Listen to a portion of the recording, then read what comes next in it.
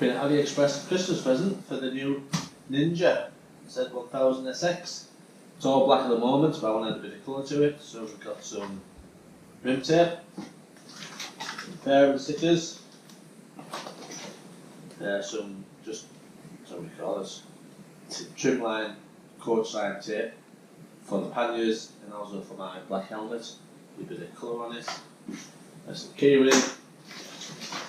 I've got a new Nav mount, going to go above the instrument binnacle, and the quad lock is then on a stem mount, which I've also ordered.